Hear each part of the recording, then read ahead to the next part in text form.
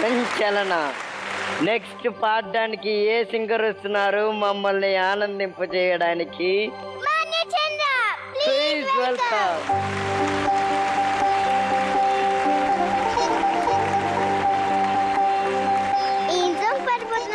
నేను భారతీయుడు మూవీ నుంచి పచ్చని చిలుకలు తోడుంటే పాడుతున్నా. We all are Indians. ఆ విధంగా నేను ఈ పాట ఉండాలి. All the best. Thank you.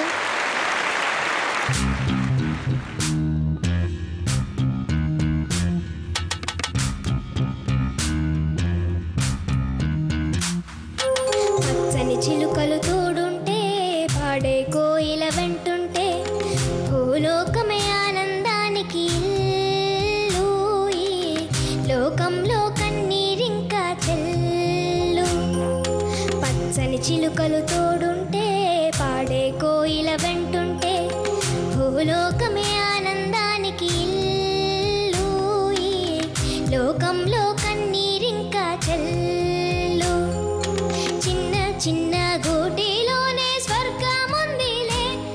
అర చిన్ని చిన్ని గుండెల్లోన ప్రేమ ఇంకే పోదులే. సీతాకోక చిలుకకు చీరలెందుకు?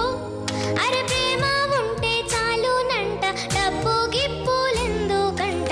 పచ్చని చిలుకలు తోడుంటే పాడే కోయిల వెంటుంటే భూలోకమే ఆనందానికి ఇల్లు. ఈ లోకంలో కన్నీరింకా చెల్లు.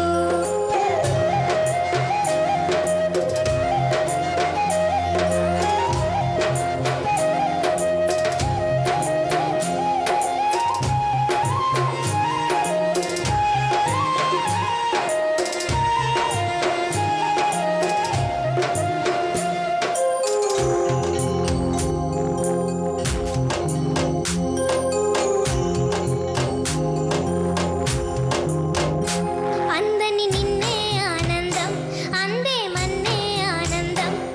అరే భూమిని చీల్చుకు పుట్టే పచ్చని పసిడిగా ఆనందం. మంచుకి ఎండే ఆనందం, వాగుకి వానే ఆనందం. అరే ఎండకి వానకి రంగులు మారే ప్రకృతి ఆనందం. బ్రతుకే నూరేళ్ళందం, బ్రతుకే బ్రహ్మానందం. చెలియా వయసుడికే స్వాగతంలో అనుబంధం ఆనందం ఆనందం. పచ్చని చిలుకలు తోడుంటే పాడే కోయిల వెంటుంటే భూలోకమే ఆనందానికి ఇల్లు. ఈ లోకంలో కన్నీరింకా చెల్లు. పచ్చని చిలుకలు తోడుంటే పాడే కోయిల వెంటుంటే భూలోకమే ఆనందానికి ఇల్లు. ఈ లోకంలో కన్నీరింకా చెల్లు. చిన్న చిన్న గూటిలోనే స్వర్గముందిలే. అర చిన్ని చిన్ని గుండెల్లోన ప్రేమ ఇంకి పోదులే. సీతాకోక చిలుకకు చీరలెందుకు? అర ప్రేమ ఉంటే చాలునంట, డబ్బు గిప్పులెందుకంట. పచ్చని చిలుకలు తోడుంటే పాడే కోయిల వెంటుంటే భూలోకమే ఆనందానికి ఇల్లు. ఈ లోకంలో కన్నీరింకా చెల్లు.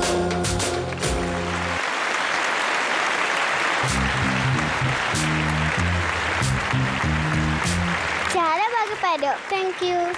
భారతీయుల పరువు నిలబెట్టేలా పాడావు. Thank you. ఇప్పుడు మన అశోక్ తేజ్ గారు ఏమంటారో చూద్దాం. మనోనే చెప్పనా? ఈ పాట ఒక ఒక ప్రేమ అనుబంధం కలిగినటువంటి కుటుంబం గురించి రాసిన పాట అన్నది. అవును. మనం ఇంటికెళ్ళి తలుపు తట్టినప్పుడు మన రాక కారు దిగో లేక బస్సు దిగో మనం నడిచొచ్చే అడుగుల కోసం వేచి ఉండేటువంటి ఇల్లాలి చెవులు అక్కడ ఉంటే అది మహావిజయం అని. కేవలం కుటుంబంలో ఈ అనుబంధం ఏదో అన్న దీన్ని మించిన విజయం లేదంట. అద్భుతం. కాబట్టి కుటుంబ విజయం అనేటువంటి ఒక concept Shankar sir great director. Hats off. కుటుంబ విజయం అనేటువంటి కాన్సెప్ట్ చెప్పి ఈ పాట రాసింటాడన్న రాయించుంటాడు. అవును.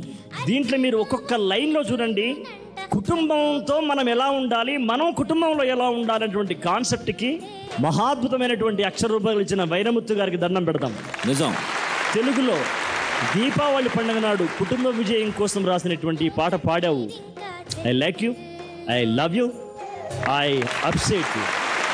God bless you. Manu sir, ఒక అద్భుతమైనటువంటి పండుగ రోజున ఈ కాన్సెప్ట్లో ఇంత మంచి పాట సెలెక్ట్ చేసుకున్నందుకు అభినందించాలి నిన్ను. Thank you. కాకపోతే ఇక పాట విషయానికి రావాలిగా. మేము పై మాటలు మాట్లాడటానికి మేము మనకి రాము. ఎందుకంటే ఇక్కడ కూర్చోబెట్టింది ఏంటంటే మాన్యచంద్రలో మిస్టేక్స్ ఏంటి అది చెప్పండి. పల్లవి సుమారుగా ఉంది, అవునా? ఫస్ట్ హమ్మింగ్లోనే శృతి పోయింది. చరణం శృతి మిస్ అయ్యావు. రెహమాన్ గారి కంపోజిషన్ అనుకున్నంత ఈజీ కాదు పాడటం. అటెంప్ట్ చేసినందుకు నేను అప్రిషియేట్ చేయాలి. ఇంకా బాగా ప్రాక్టీస్ చేయి. God bless. Thank you sir. Sir marks 65 marks. Vardhini madam. అప్ చెప్పేసావు, అందుకనే ఇంత ఓకే పర్ఫార్మెన్స్ లాగా ఉంది. సో మళ్ళీ ఏంటి, ఏం చేయాలి? ప్రాక్టీస్ చేయాలి.